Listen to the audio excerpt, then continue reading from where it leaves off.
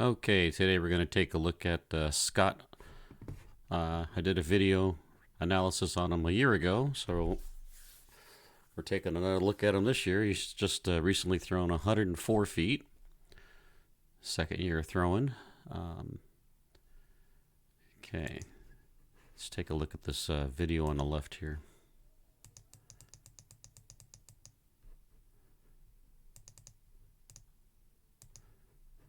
Okay, here we go. I'd like to see this arm out extended, the left arm straight out, and the shoulders not dipping down, but try to keep them level. This is good. You're shifting over to your left. Everything looks pretty good here. You look balanced. I would try to keep this left heel a little bit closer to the ground so you don't get too rotational. You're going to see as you land, you're not going to go very far across the circle. Here, take a look at the video on the right. You can see here's the center line. You're not even landing to the center line, so you want to drive across the circle more. Some of that can be from this left knee is down low here, so you're driving across the ring. But you can see as you bring the right leg around, you stand up. So you're a lot more vertical here at this left leg. So try to keep that knee down and drive in across the circle. If you can use a chalk line or something down the center of the circle, you don't want to land on this left side of it, and you want to land, if you had a line across this way too, you want to land past the center. You're going to see when your left foot lands right here. Looking at the video on the right, you see how much distance you have from your left foot to the front of the circle. It's quite a bit. And your entire body's on, both feet are on the left side of the circle. Your heel toe alignment's pretty good. And when your left toes land here, you're in the power position, your chest is back, your hips are facing right here toward 9 o'clock. So that looks really good. It's a good saddle position here. Right here, you tend to open up the upper body, I think, a little soon. You can see right here, you've got no separation between the upper and lower body. I don't have a lot of frames in between here, photos. They kind of jumped right here.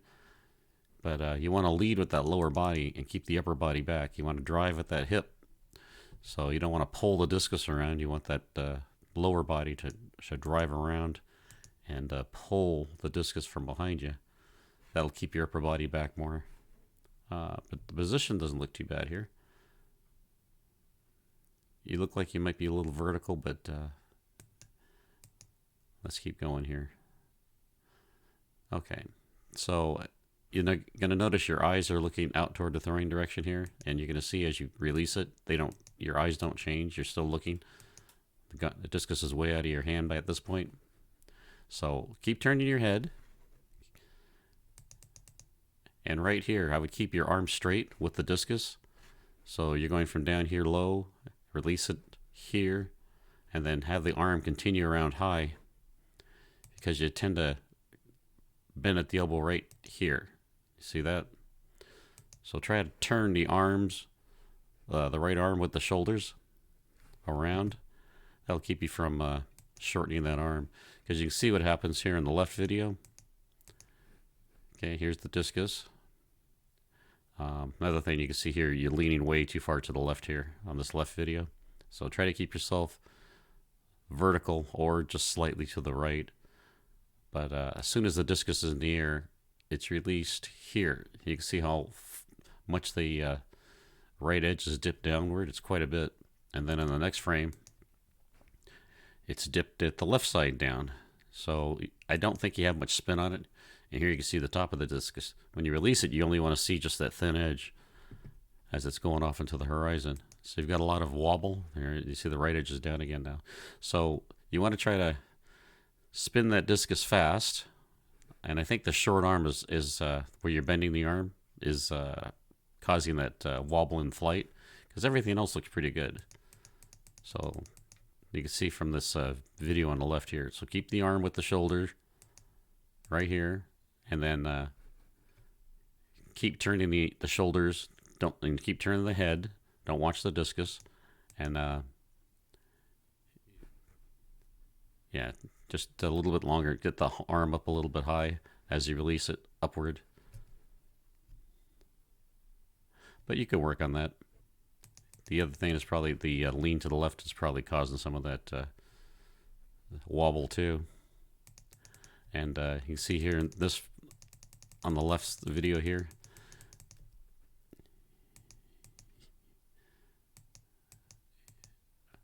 This is good separation. Your hips are facing 12 o'clock. Your shoulders and chest are facing over here towards 3, so it looks really good. Your elbows right here at 12. Foot's at 12. The discus should be higher though. Right here. You've got it just about horizontal. Let's take a look at the video on the right. Here's a little bit higher. That's not too bad right here. I can't tell how the discus flies in this case on the right video, but on the left one we saw how it's wobbly. So you got good separation here. The watching where the left foot comes down. They call that landing in the bucket. Your left foot looks like it's pretty far back here to the left. That's probably what's causing your leaning here. So just bring it in a little bit closer. A little bit closer to the toes here on the left, a little bit closer to the heel here. Okay.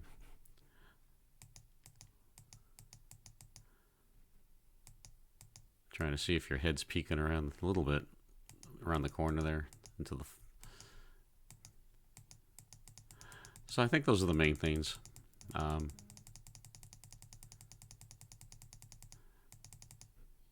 You don't over rotate here at the left. What happens with the right leg is you don't really get into that sprint position. Let's look at the video on the right here. You can see the this knee should start to be a little bit higher. The foot would then drop below it, but you can see you just leave the leg extended and straight here. So you're not really into the sprint position here with the knee up and the foot down below it. So you have like a 90 degree. Here it's all just straight. So it's not landing as fast. And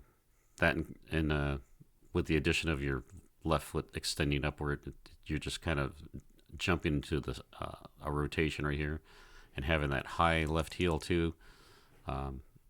As you come around, see it's real high right here. That's going to make you spin around too.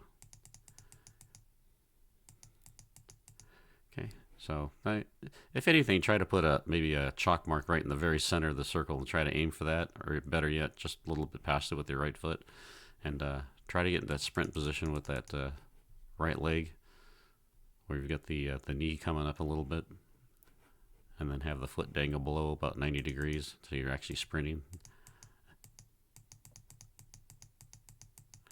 Okay, let's try those things out and look forward to your next video. Thanks.